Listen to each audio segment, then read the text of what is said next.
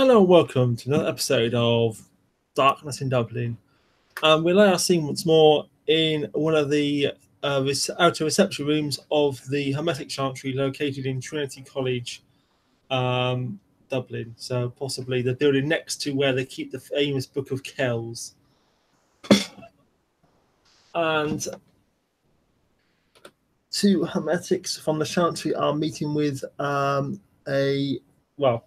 a friend of one of them to talk about various things and make idle small talk behind everyone's backs when they're not around. It's good to see you again, Eric. How are you keeping? The feeling is mutual. He smiles, and more or less, I'm being kept busy. I have a lot of catching up to do, as you might imagine. Oh, I know that feeling. I don't think you two have met, have you? Well, would you like to introduce each other yourselves? Eric extends his hand. Where are my manners? He smiles and extends his hand towards the other guy. Eric Paulson. Nice to meet you. Theodis Crane. Pleasure. Eric is a medical doctor here, and he joined the. Which term do you prefer? Is it children knowledge or the? How can I even say it now? Scolatafari? Eric smiles. We are the children of knowledge. He says, House Solificati are the ones that supposedly rejoined. Rejoined the order. Yeah, though I've heard supposed children knowledge insist they are the true Scolatafari, but he smiles. I wanted to be polite to my hosts. He smiles. Yes. And Theodore's here. What was it? Hannah's been with us. What was it? A couple of months now. Yes, about coming up on our second month. Yes. So,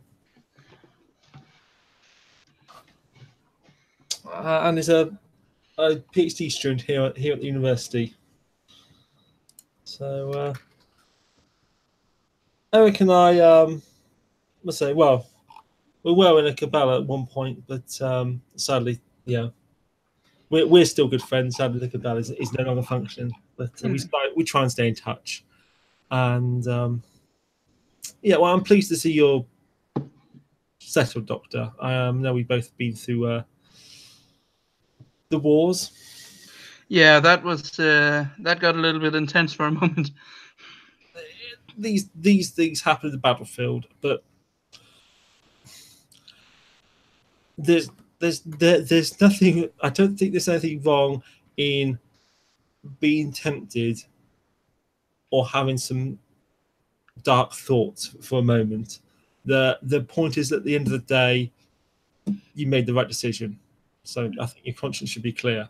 He nods. It is. It's just, it's worrying that you share the. It is somewhat disconcerting to realize that you two can stare into the abyss. He smiles.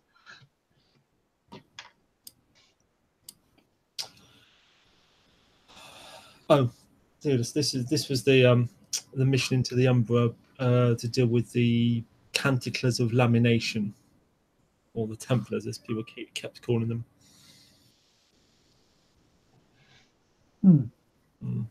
So it was hard fought in places.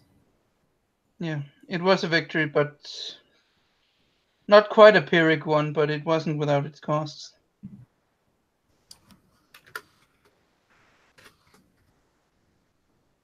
Yeah. Fascinating. I know little of the Umbra, to be completely honest. I can say a few things, but I'm not sure I'm the expert. Well, perhaps if I try to explain them, do feel free to butt in, Eric, if I get anything wrong or I'm not clear. So I think as the cosmology holds, there is the near Umbra. That's the part that people normally visit when they enter it, and that's a reflection or a shadow of this world. That's what the word Umbra literally means, as I'm sure you know, shadow. And beyond that, there are various horizon realms, or at least there were that were created, or some natural, and then beyond that, the deep Umbra, where the abstract concepts exist and the pagan gods. This is where things get slightly weird. He smiles. Well, to say the least, and then separately to all that, there is the what some people call the Dark Umbra, the land of the dead, where ghosts reside. Those spirits which were humans, not spirits which have always been spirits. And somewhere mixed into this complicated cosmology, there is the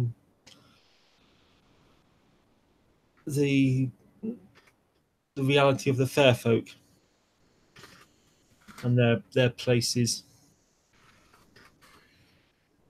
But I'm sure we have people who are much more versed in spirits matters than I. So the Templars, they had managed to somehow, they'd taken I think it was a monastery from the real world and moved it into the Umbra to be their fortress. This is not in any way common or normal. Oh, the Templars moved their stronghold to the Umbra. As in, they moved a physical monastery from Italy to into the Umbra. That's no mean feat. No, that was actually quite impressive. I mean, it was horrifying, but impressive. Um,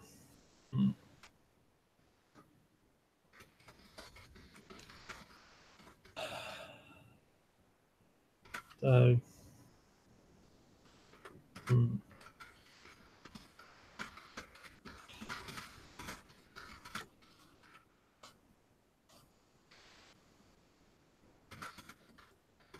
Fascinating. Oh, Hughes. By the way, Theodus looks to be writing down details of this particular topic. Hmm. Mainly because the player is, and also he likes doing this. Eric smiles. I don't really know what more there is to say. I mean, things didn't go quite as expected, but yes, we were together on a mission to rescue the prisoners they were holding, mostly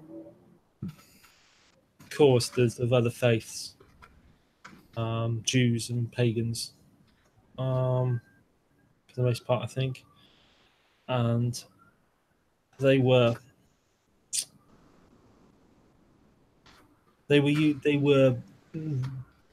doing some.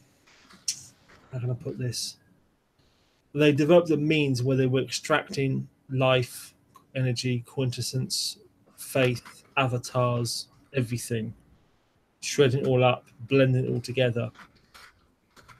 Essentially, they were trying to build a new archangel out of the spiritual essence of the faithful.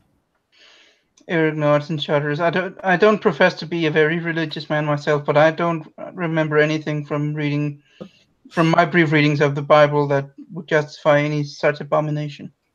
Well, according to the Bible, angels are not humans with wings and halos. That is a rather modern interpretation. Hmm.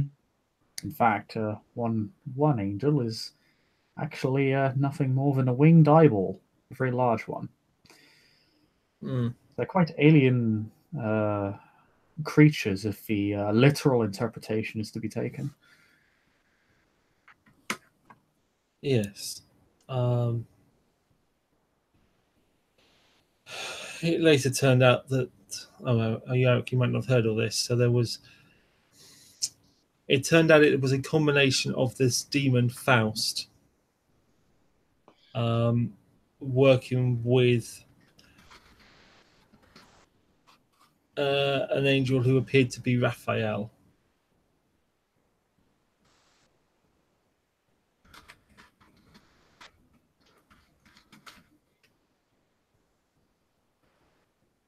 The demon Faust was working with an entity called Raphael. They were essentially building a new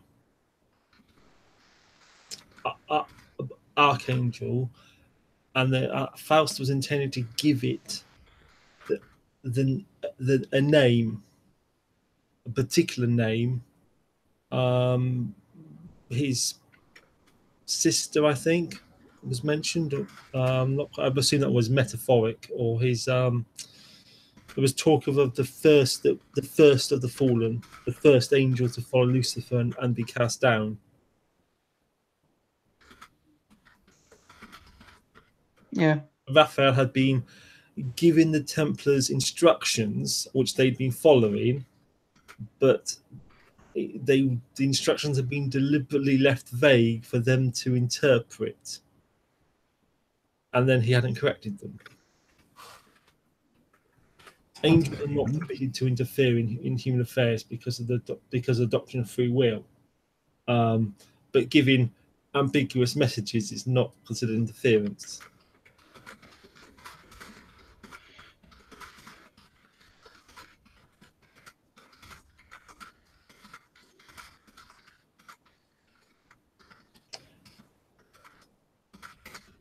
Still, the good news is the matter was resolved. Faust will not be a problem for a while. Well, hopefully our lifetimes at least. He's hoping. Well,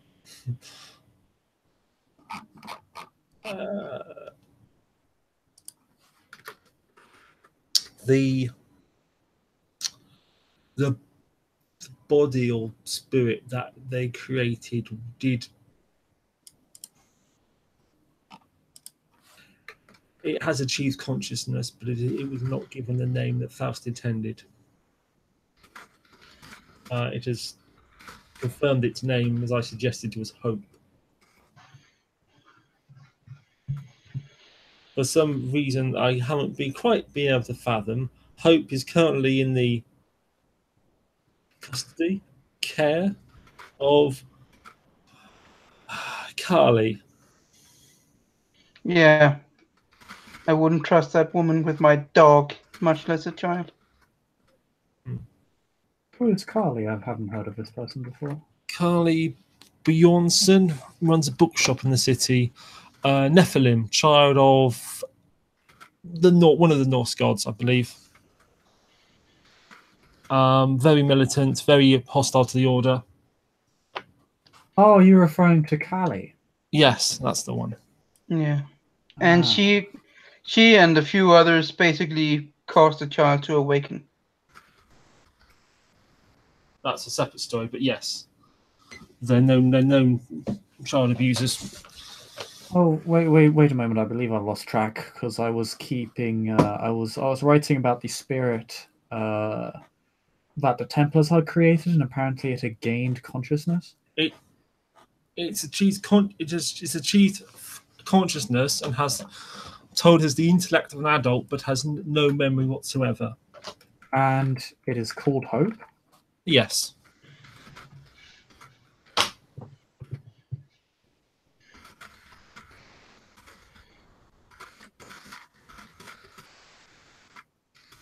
Probably worth you both being clear on this in case you happen to see them around. And they caused the child to awaken. Oh, not that's a separate. That one. That's a different. Yeah, sorry. That's a separate incident. Yeah, that doesn't have. That's another thing. But that was on another occasion where Carly and a couple of others basically caused the child to awaken by exposing it to, not downright magic, but unnatural effects.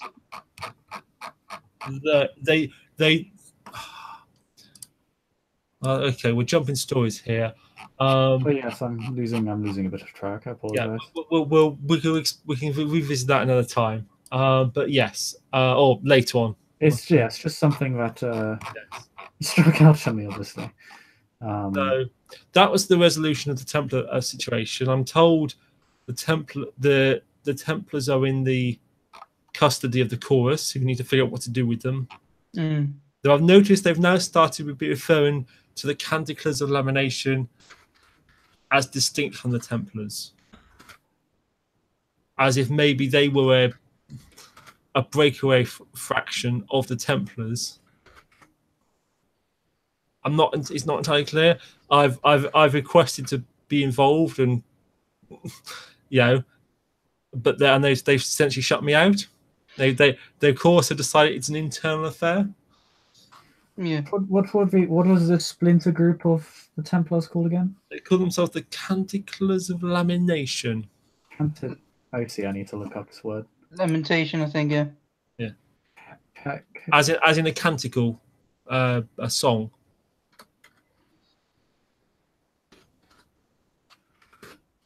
So the Canticles of Lamination. Oh, Lamentation, I think. Canticles of Lamination? Lamentation, I think. Lamentation.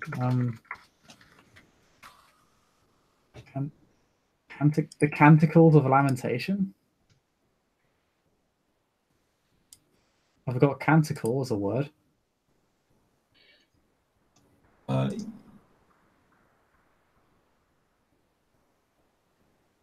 they using the Latin word? Canticulum? Bear with me. I'll...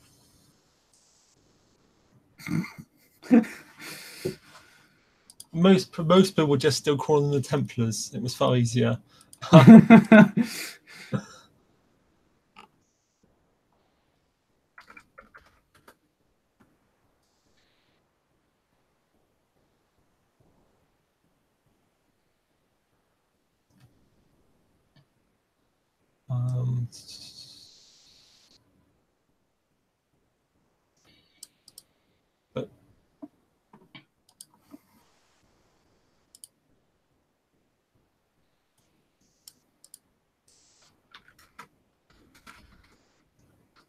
Here we are. Oh,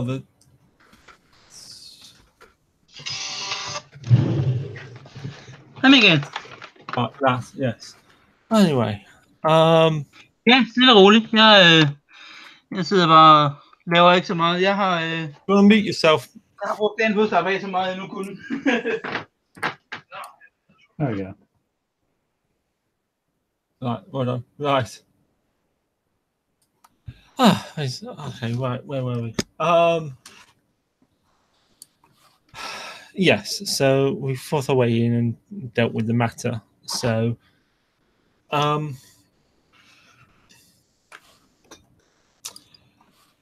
but still, and they're of course now dealing with it in-house.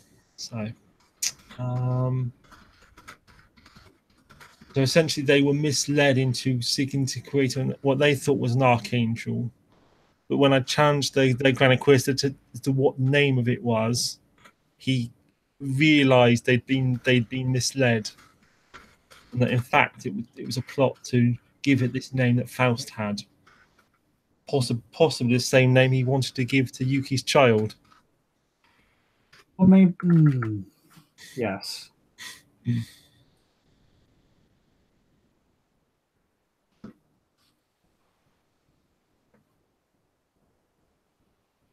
I have no doubt at this point I've been able to put together at least that name seemed to possess a great deal of control over an individual. Yeah, we should talk about that. How can I explain it? No, I mean I believe we have discussed the notion of.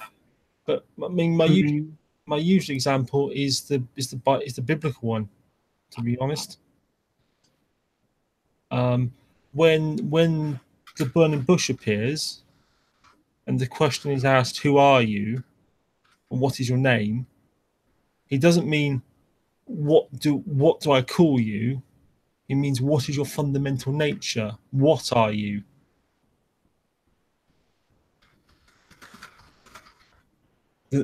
All of the archangels have names which define their nature. The name Raphael literally means God heals, God has healed. And that's what he claimed he was doing.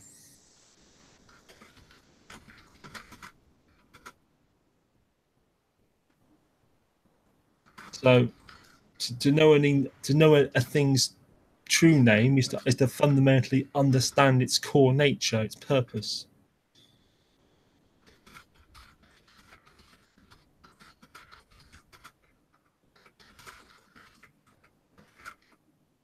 This is one reason why we're in the order. We have certain customs regarding names, and we take care to guard them.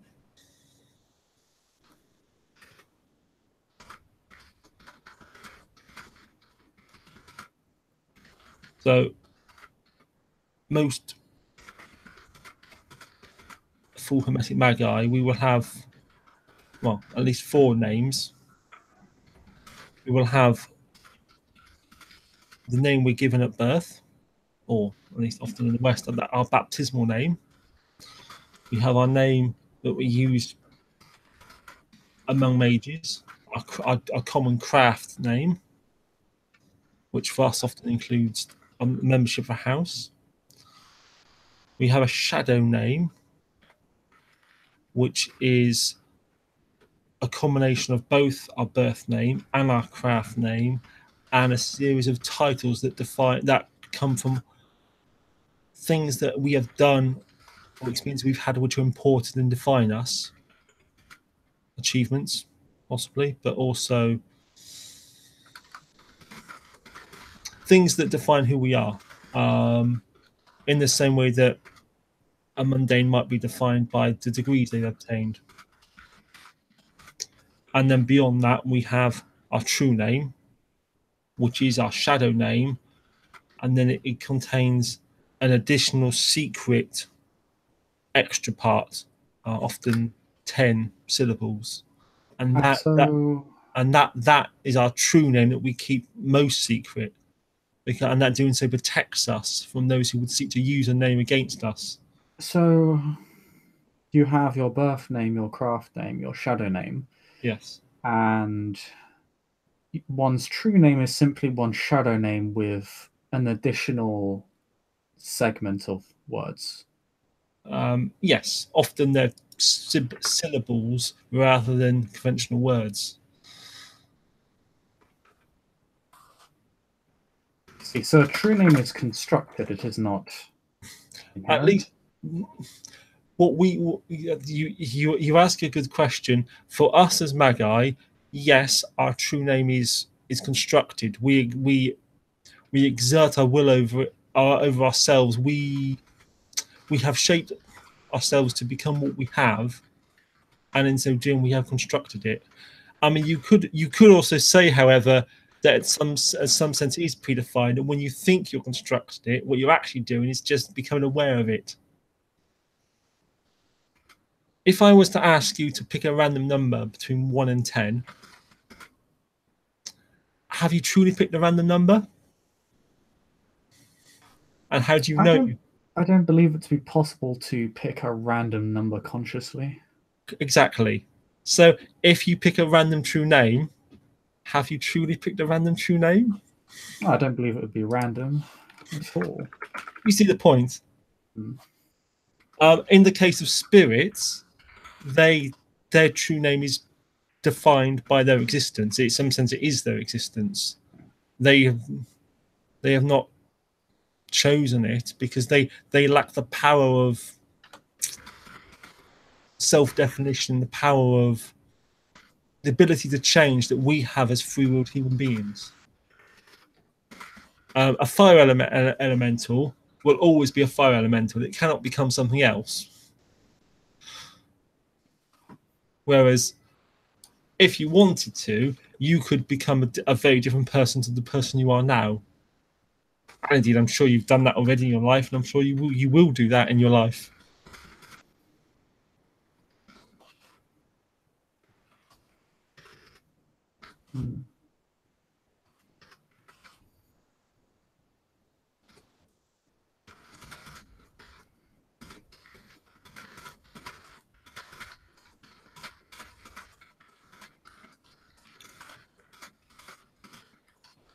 I mean, this brings us nicely on to a couple of other principles of magic. Generally, in magic, we hold that there's the law of sympathy. That means like affects like. This is the premise behind a voodoo doll. If you make a model of something and affect the model, that your will causes those effects to happen to the original thing that you wish to target.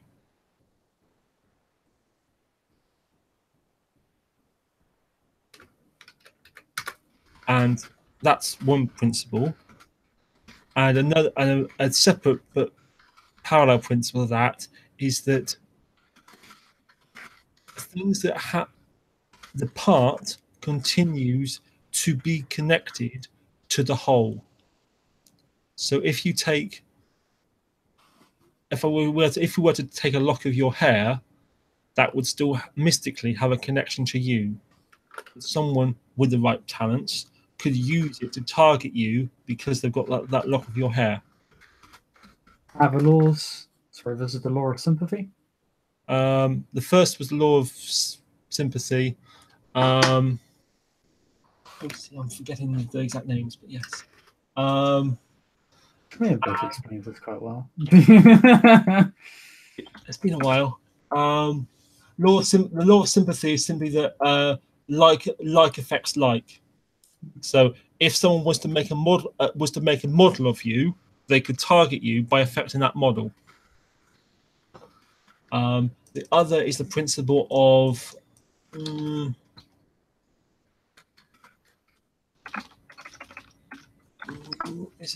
I want to say resonance, but I'm not sure that's entirely right. If it's resonance, something else made. The other is the principle that of the part is still connected to the whole. So you continue with the with the voodoo doll because that's part of popular folklore. A lock of hair taken from you, put into the doll, which is made to look like you, combines both principles. Now, what you start to understand, what you think on these concepts, is the number of connections that any one thing has is vast. Suppose, for example, we take a knife that's been used to commit a murder. Now, that has a connection because of the. Okay, I'm going to slightly with those two principles, but it's related to it. That knife has a connection to the murder victim and to the murderer because they've both engaged actively with that item. That act of connection, that ownership, that forms a link that can be traced. However, that knife, those aren't the only connections the knife has. That knife also has a connection to the person that made it. It has a connection to the miner who dug the metal out of the ground. It has a connection to the shopkeeper who sold it. It has and so on and so on and so on. Any one thing can have a vast number of connections. This is why working on this is difficult because you need to pluck out the right connection for what you're looking for and not get the wrong one. I assume you'd want an item that has a very distinct and strong connection, a very obvious one, rather than an item with a very loose connection. For example, the murder weapon, I could see that being connected to the murder and the victim, but it would not be an effective tool for perhaps affecting its creator unless the creator was very engaged in the creation of that weapon. If it was mass produced on a production line by machines, then yes, that would not really be connected to the people operating it. If it was made by a blacksmith in a forge by hand, again, artworks tend to be connected to the artist that created them. I mean, art in the broader sense. But the act of time and trouble and emotional investment and so on, that forms a connection. Equally, some of the strongest connections you can have are body parts. So a lock of hair, a sample of blood. Because clearly that's an extremely strong connection to someone. And yes, if that doesn't work, then it's possible to work with a model, a representation, a picture can suffice. So you start to look, once you start to delve into magic, you start to realize that everything can be connected to everything else. And the people who study these arts of correspondence, who delve into this, I know you've got some background in this, haven't you? It takes practice and skill to start to think about what possible connections could there be, and what connections can be traced. I mean, for example, we've spoken about there are people in this city who are the blood descendants from powerful pagan spirits who manifest as pagan gods. Now, it was pointed out to me that in principle, a statue of their ancestor would clearly link to their ancestor because it's a likeness, and by tracing the connection a step down the bloodline would target them themselves. It would not be the strongest of connections, obviously, but it would be a connection. I can see how that could be quite threatening.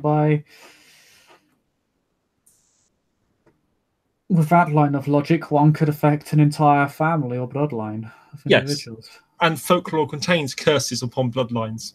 You can start to see why such things may have come about. And there's lots of cultures speak of this, the idea of curses in the blood. I mean, well, that some would say that's what modern genetics are, that some families are cursed with certain health conditions.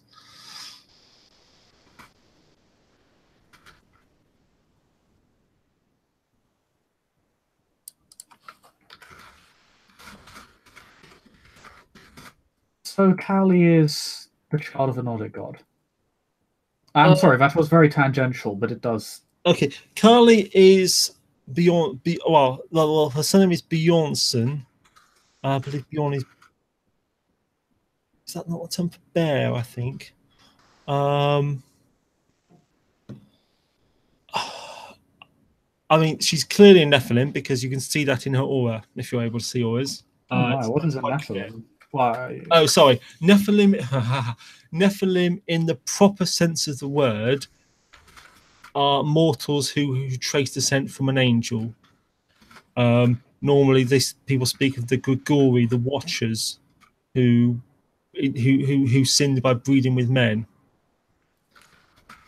There were also, I think some use a slightly different term for the offspring of demons. That's what the term properly means, but there are also beings who are essentially the same, but they trace from powerful spirits in the deep umbra, which are essentially the pagan gods. And the term Nephilim is loosely used to refer to such people. There are surprisingly high number in this city. Even the Archbishop had, I think his I assume adopted son was one, as is Lord Sysho of the Akasics.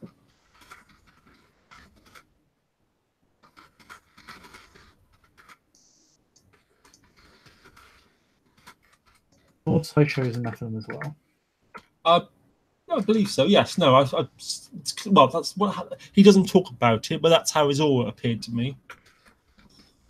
It was interesting. He chooses to mask the rest of his aura, but he leaves that part open.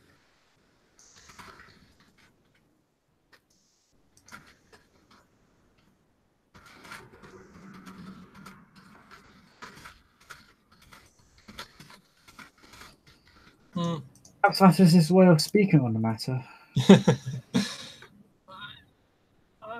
is very interesting. Perhaps he is an acknowledged master, and coming from his culture, he has very peculiar and strong customs of etiquette, which is wise to follow. But my limited interaction with him, I've had a favourable experience. I have no reason to speak ill of him. Well,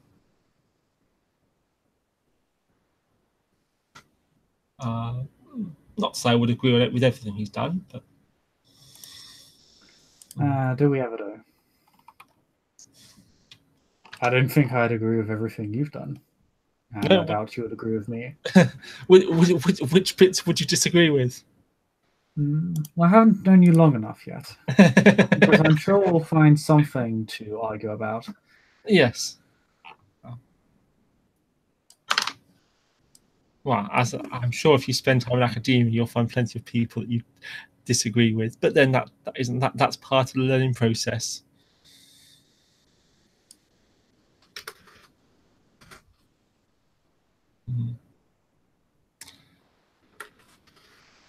So He begins writing over his book a little bit, because the player is deleting things and moving stuff around. So this will become a lot easier when he has a ritual for this and enchants the book to do this shit for him. Then it can become the real Word document.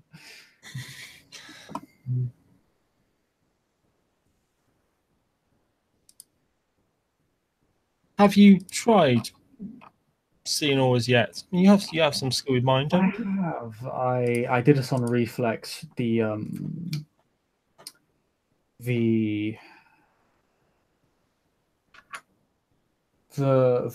trial, or well, not trial, but yes, the judgment day. I triggered. I believe it is called Prime Sight. Oh yeah, slightly. Yes. I was able to perceive certain patterns in the environment. So yes, seeing the quintessence flows of active magic. But that's a little different to seeing a person's aura, seeing their nature, their emotional state, and so on. I see. So Nephilim are quite obvious. They're always, I don't know how to describe it. I think it's extremely bright, but it's more of a particular kind of brightness. Lucy, I'm not sure, but it's obvious in the aura. So.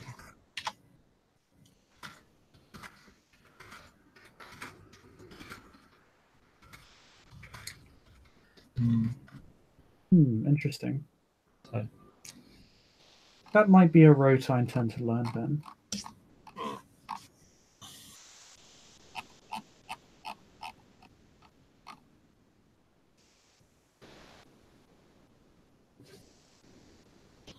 Yes. Mages can be easily spotted by the sparkles in their aura. It's well worth keeping it active so that you know, well, when you meet someone for the first time, you know what kind of person they are.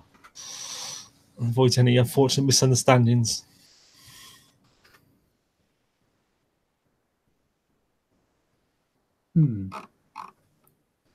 Yes, that would be most useful indeed.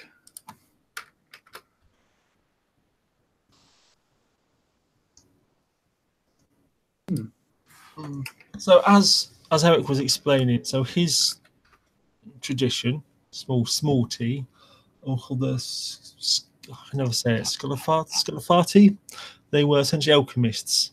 They were a founding tradition of the Council of Nine Traditions, but they left in the early days, and they've had a convoluted history. But recently, some of them have joined the desperate crafts, where they call themselves the Children of Knowledge, and a smaller number have joined the order and formed House Scolafati, which a minor house in Ex Miscellanea.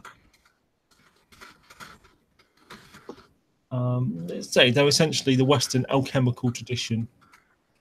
So lead and gold, quite literally, and then the higher meanings of those symbols. So I like Eric a lot, and honestly, they are they have a tradition which has much in common with us. Quite. If not actually being tradition mages now, in the sense of the Council of Nine Traditions.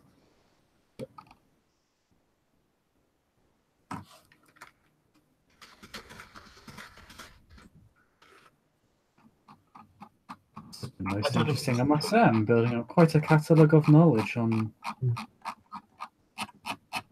the traditions now.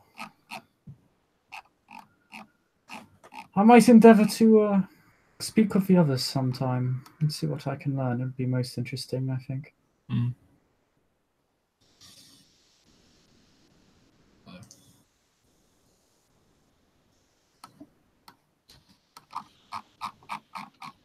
He kind of just looks over his book, kind of just admiring like the work as it kind of is.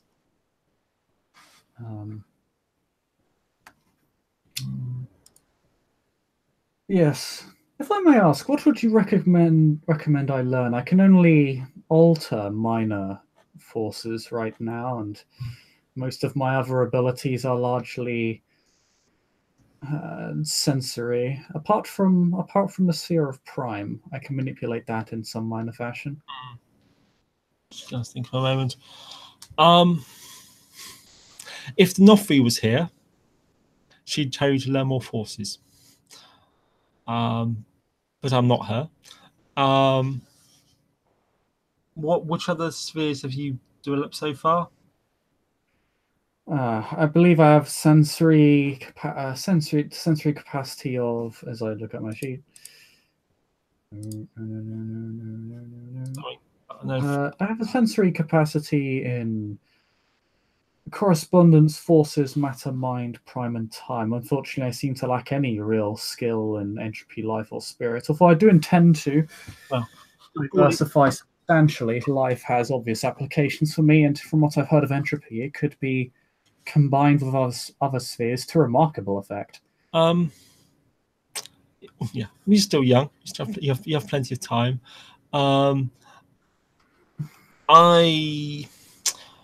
Some people would like to generalize very much. I might caution you against that. That it's sometimes better to get good at something, especially if you have friends and allies that you can rely on to do the things you're not good at, rather than try to do everything and not actually be very good at anything. This is true. It's a bit like in the professional world, you know. You get much further being a fully qualified lawyer than being half a lawyer and half a plumber and half a something else. Let me think. Forces is something I would suggest you develop. Certainly, it is most traditional for the order, and as I say, Genofa would encourage it, but might say it should not necessarily be your first priority unless you're planning to wade into the front lines of combat with it. I believe I'll be using forces in a far more indirect fashion, most likely in tandem with correspondence. Well, that's what I was going to suggest. I mean, if you've only developed the first, what would be the term, apprentice level of correspondence, I would suggest developing that further. Yes, I wish to develop correspondence into mind, but I do wish to develop matter in some way as well. And, well, I do not wish to have too much. Perhaps forces, time, and correspondence could be my more primary spheres. Although I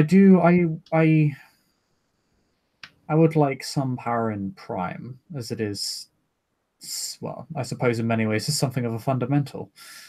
I managed for a while without it. So you don't. It's not necessary. Again, if you're going to, so I'll put this. Okay, so there are one concept we have is the pattern spheres, which are matter, which affects all inanimate matter, forces that affects all the forces that govern, and life that affects living matter.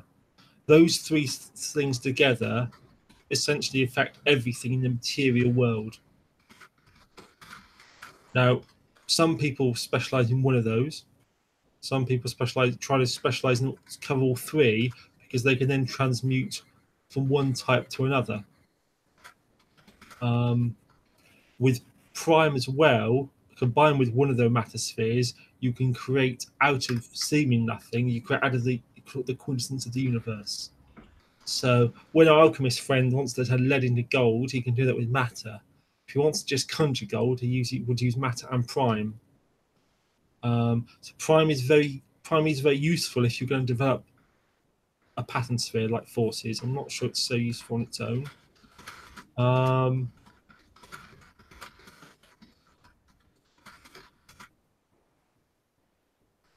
I would suggest that you pick the spheres that have come naturally to you already, that you've already got some grasp of, and develop them to the extent where you can affect the world with them.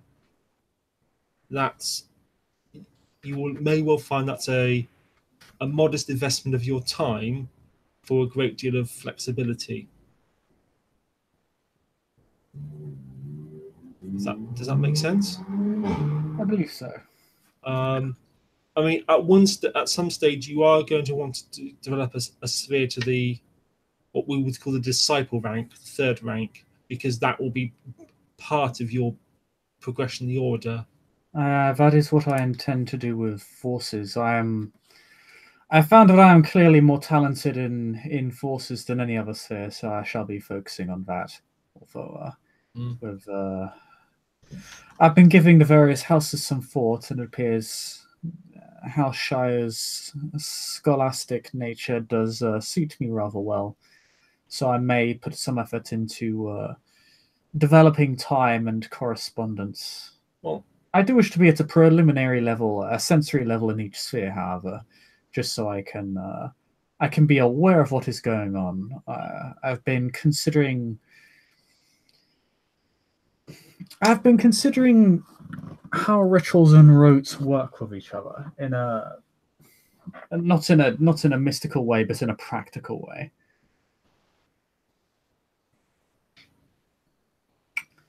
In the sense that rotes are obviously spells that we have on hand, whereas rituals are pre-constructed events that take a great deal of time for a specific but significant effect. Yes. And often the greater effects will come from rituals. Being prepared. I mean, I'm sure you've had enough teachers in your life say this to your education. Be prepared for what you're going to face, and you can do great things. It's much better to be prepared than have to start improvising on the spot. I mean, being able to improvise is great, but it shouldn't be your first plan. Oh no! We've done a couple of rituals now. Obviously, you put together a mind shield with our ritual, which was far more powerful than you could have done otherwise. And now that's set up, you don't have to worry about it for a while. That's just there for when you need it. Equally, when you helped me with my own ritual, when we set up a kinetic shield, again, that was far more powerful than anything I could have cooked up when I felt I needed it. Learning particular rotes is not actually so important for rituals because you've got the time to work it out. Yes, no, it was. It's only important for the stuff that you're going to have to do in a hurry. There are certain rotes that I intend to create fairly practical rotes. The reason for that is, for example, aura perception. Yes. Perceiving the various different patterns. These are things I would not wish to cast a ritual for, as I believe it would. My time and my mind would be better spent being put towards rituals with more significant effects, as I am to believe that depending on one's current capability, one can only have so many effects upon them at a time. a common misunderstanding. I get where you're. I know why you think you've been told that, but it's not quite right. Um, you're right in that so far as maintaining an active effect is tiring, and if you try and maintain too many active effects constantly, that is tiring and difficult. If you enact a ritual and you cast the ritual and fuel it to last for a period of time, it's being maintained by that act, not by your active concentration. So the mind shield that you worked, that will stay for the length of time you codified in the ritual. It's not dependent on your current active consciousness to maintain and will to maintain.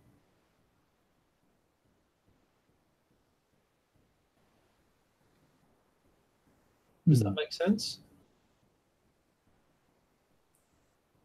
So if we did not use part of our ritual's power to fuel the effect, I would have to maintain it mentally. Yeah, and that is what would cause. I believe I understand. We'll have to clear some things up. Not fuel the effect, fuel the duration. Fuel the duration, yes. So that can be why casting effects on the moment is useful, and you don't have to worry about duration. For example, in one of the battles with the Templars, my kinetic shield went down. I was struck too many times. Fortunately, I was unhurt, but the shield went down. I had a few minutes on the way to the final encounter with them, so I took a short period of time to recast a kinetic shield. It wasn't so good, but it was better than nothing, and I did that without the duration because I was able to maintain it by my current concentration. Now, there's a separate problem with this, which would be some sensory effects. If you have too many sensory effects active at once, it's too much for the human mind to handle. You get sensory overload. Yes, I believe if one was to cast a ritual allowing them to perceive many different sensory capacities, to perceive many different patterns at once. I'm speaking horribly. One would need to either combine it with a mind spill or give one the capacity to toggle each perceptive ability. Yes. But you could design a ritual that both puts your sights, enables your different sensory abilities, and also gives you the additional mental capacity using mind to process them all. I was considering a ritual that would allow me to perceive hostility or danger. I'm still thinking through it how to. Well, I've been considering how I would, considering the new my new environment and the fact that it is quite hazardous in many different ways, how I would be able to perceive danger before it occurs. Because considering it appears even the way magic works is that perception appears to be the first step, and I cannot act on something unless I can perceive it first. Correspondence would allow you to perceive all around you, so that would stop someone sneaking up behind you. Mind would allow you to see auras, which again allows you to judge general emotions, which again can indicate danger. If someone has hostile intent towards you, that would likely show as a colour in the aura, unless they've masked it. I may have to focus some of my attention onto the mind and time sphere. I don't have the same background with time, so I can't comment too much on that. I suppose to explain it to you, to explain, I suppose yes, it would make more sense for me to explain what I desire the outcome to be, because yes, it is one thing to perceive danger, but obviously, as you have stated, how to go about it. Rather, I would wish to grant myself a degree of foresight so I could perceive the most likely possibility of violence. Or another example being that it would allow me to perceive, for example, a very arrogant, a very arrogant thing for me to say, but regardless, let's say if I was simply walking down the road and someone on the rooftop decided to snipe me from afar with a rifle, I'd be able to perceive the bullet heading my way before it is shot. Hmm.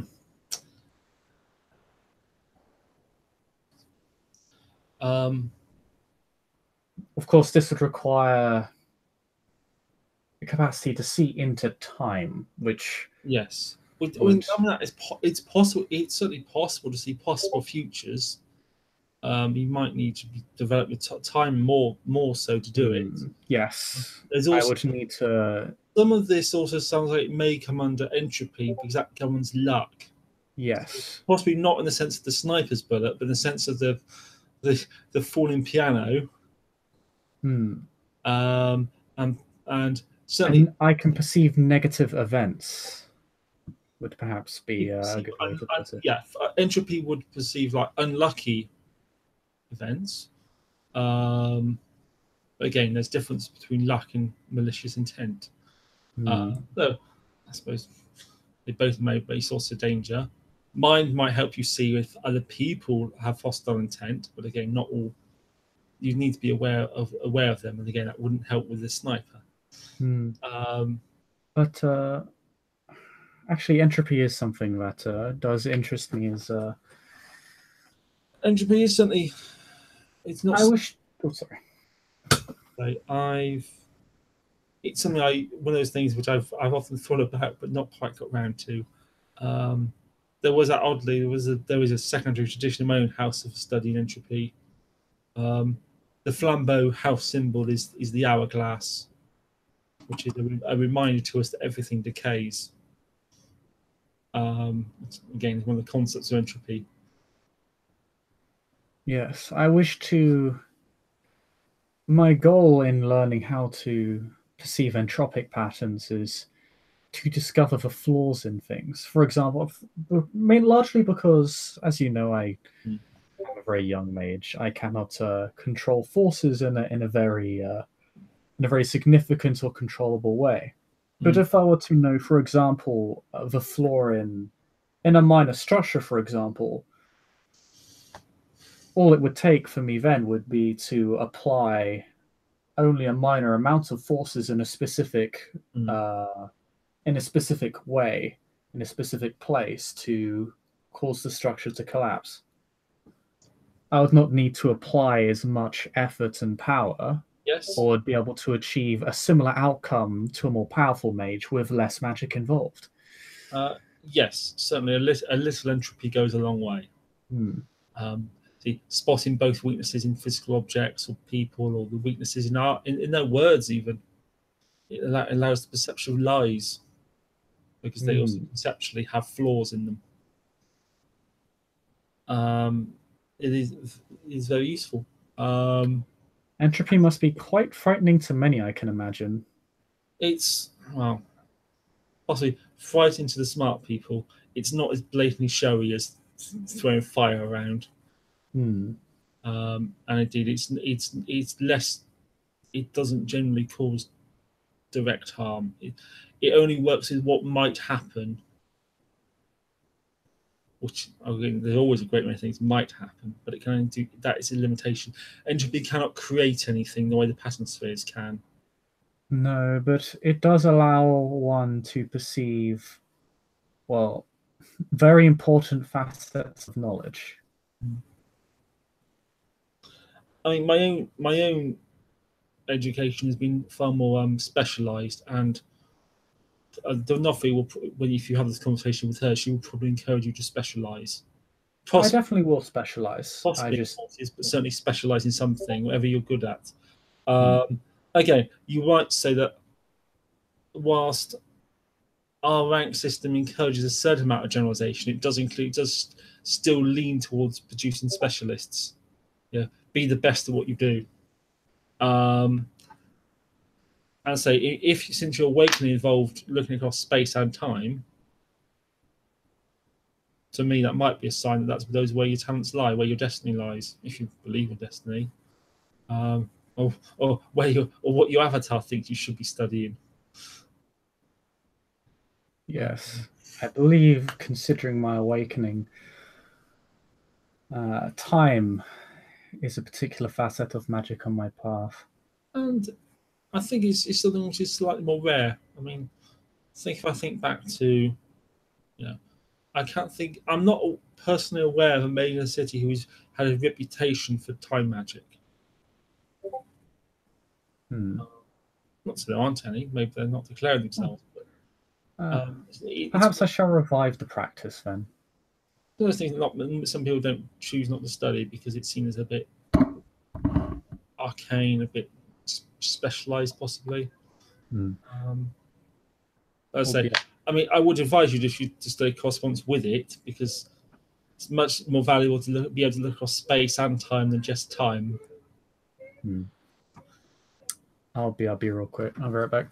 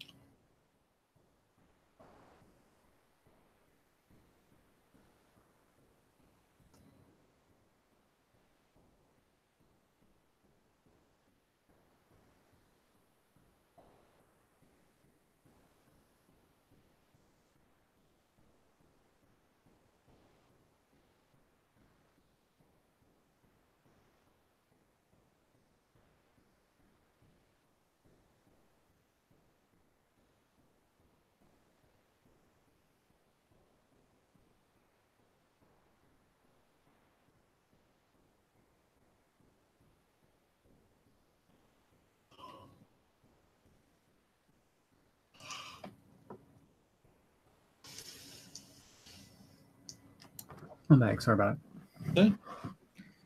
it. Um, So yeah, Theodus just says. I think the other thing, just to summarize what we said, yeah. So you asked my advice. I think yes, focus on those things which have come naturally to you. Build on them so you can influence the world with them. I suspect that will be a study time. And as you said, time and space came naturally to you, developing them in tandem.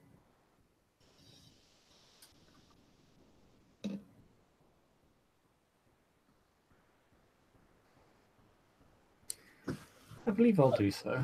Well, for reference, I found the quote which I'm trying to remember earlier. It's a little wordy. The probably need a better editor, but they were writing in the 20s.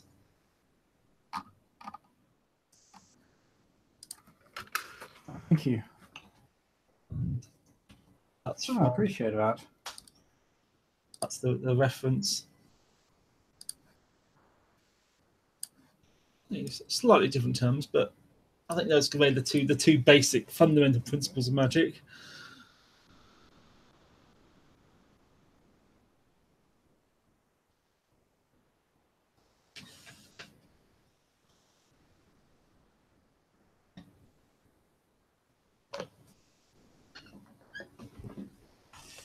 Very interesting. Definitely study this quote in detail.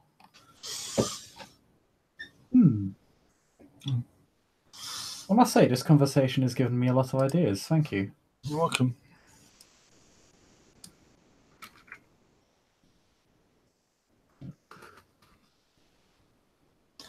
What I find interesting is as I said, you've chosen to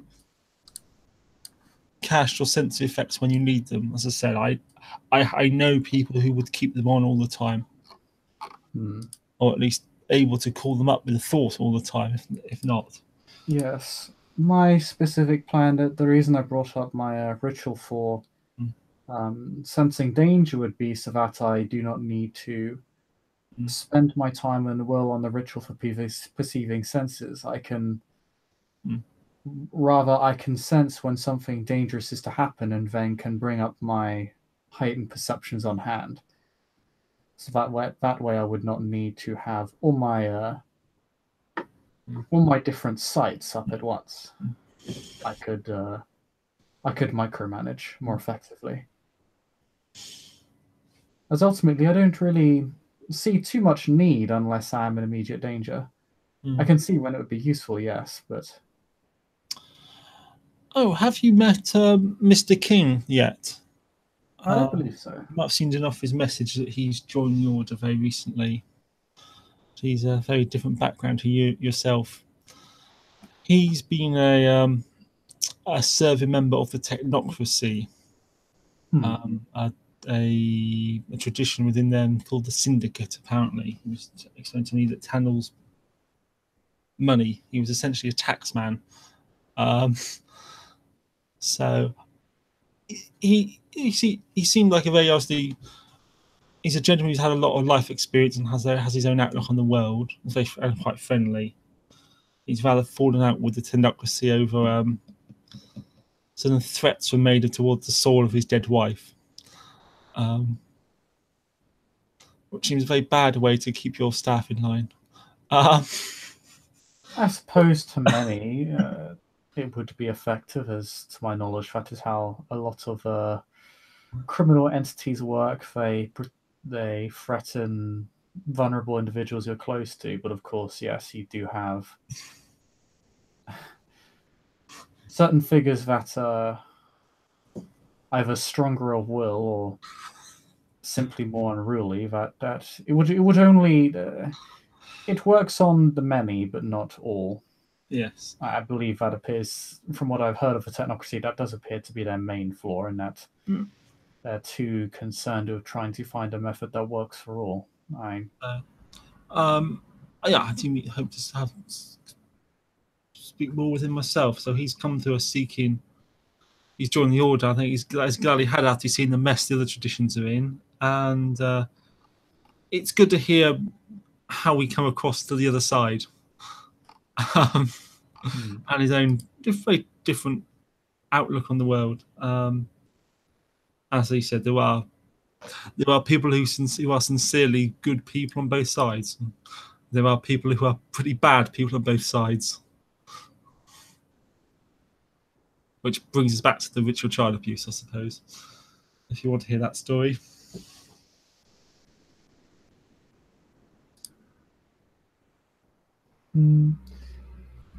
Perhaps some other time, but I've definitely enjoyed our conversation.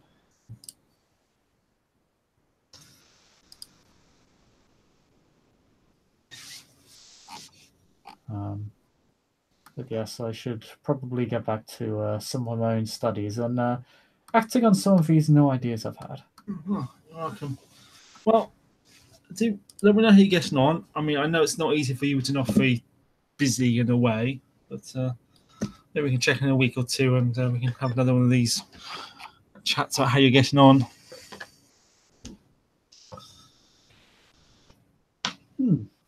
Quite Right. well. I'll see you both later. And Yes. thank you both for the discussion. Right. I guess he's got stuck in his long call. Yeah. Let me know if you have further plans for ritual that you would like assistance with. But you know how to contact me. And with that, I want to leave it there.